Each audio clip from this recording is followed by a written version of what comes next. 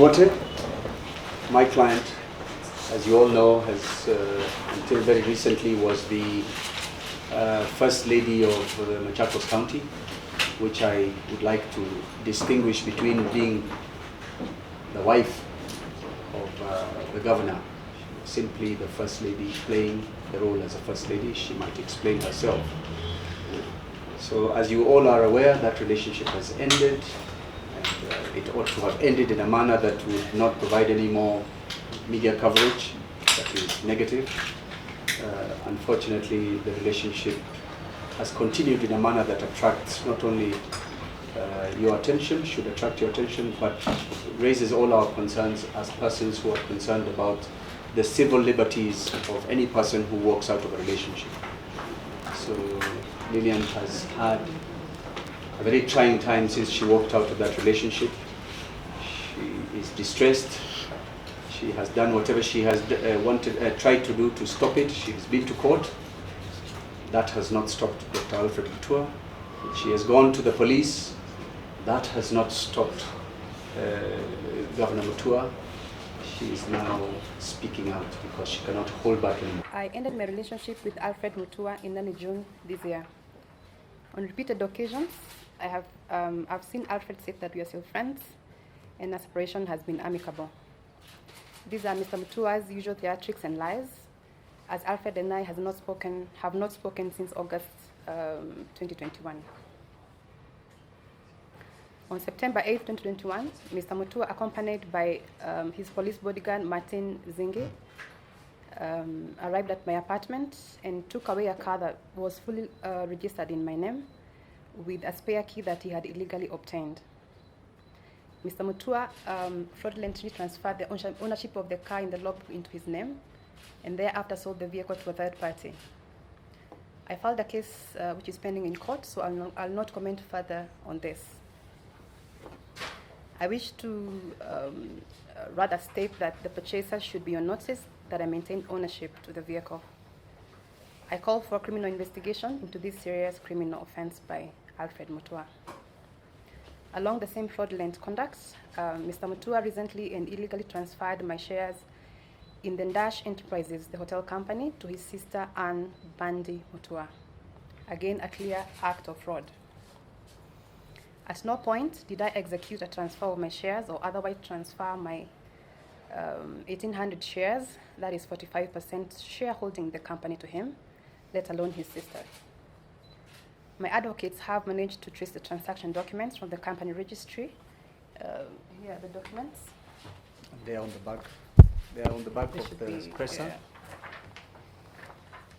Both documents have been lodged at the company registries together, effectively defrauding me of 90% of my shareholding in Dash Enterprises, a company I founded in 2014, indeed after my own high school nickname.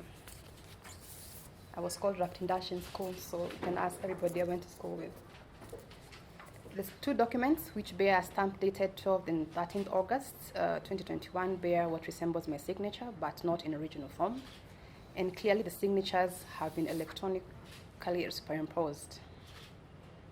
The transactions by Mr. Mutua are clear and obvious frauds, which he has committed in the false and mistaken belief that he's above the law and will not be held to account for his criminal acts against me.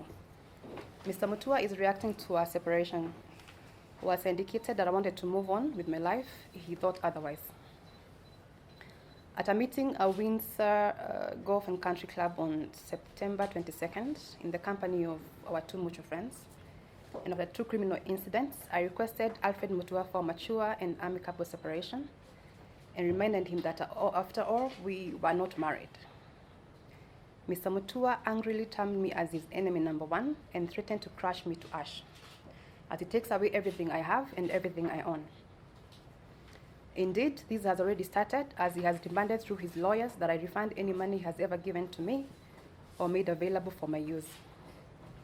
He also threatened to harm people close to me, and he demanded I apologize and retract the two statements I've made on social media regarding our breakup, which I obviously declined.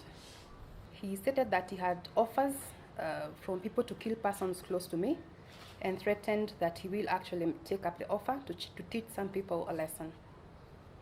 He arrogantly said that he is a very important person in this country, very powerful, and he will and can get away with anything and everything he has planned to do to me and those close to me.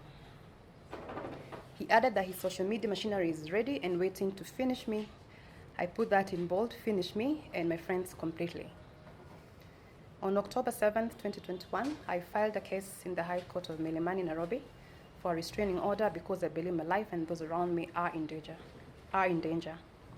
Mr. Mutua is fighting the restraining order by rubbishing my claims and wants the case transferred to Machakos, where he believes I'll be too scared to step and he's capable of, and I believe he wants to hire goons to bully and harass me when I attend court. Mr. Mutua has also further falsely accused me of abusing drugs and that I am being used by His Excellency Governor Kibwana and His Excellency Kalonzo Musyoka to bring him down politically, which is complete nonsense, as I have never interacted with the two gentlemen at a personal level. I am publicly requesting Mr. Mutua to immediately return my property, cease threatening my life and of those around me, and stop his arrogance, abuse of power, manipulation, and bullying. He needs to get a life and he needs to move on. I therefore appeal to the Inspector General of Police and the Director of Public Prosecution to expedite the investigation and charge Alfred Mutua for the serious crimes he has so far committed, because I and my friends are scared and before anything else happens to us. Lastly, what I have described amounts to a form of GBV, that's gender-based violence, known as psychological and economic gender-based violence. Mr. Mutua is out to destroy me, both psychologically and economically, and must be stopped by the government. Any and every form of GBV must be shunned and the perpetrators punished heavily.